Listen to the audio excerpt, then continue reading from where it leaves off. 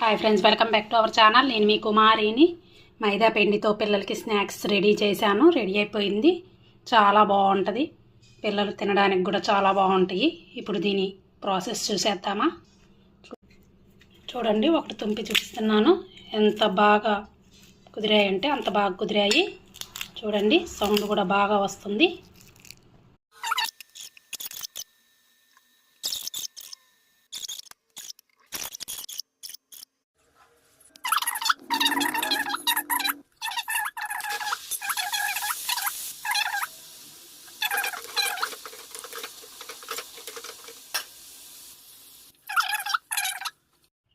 చూడండి, సెకండ్ వాయి కూడా వేసుకుందాము.